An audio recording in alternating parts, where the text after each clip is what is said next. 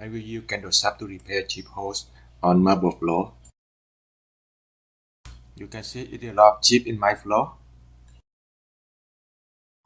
You need to repair this candle shaft, razor blade, and the other candle, and glue gun.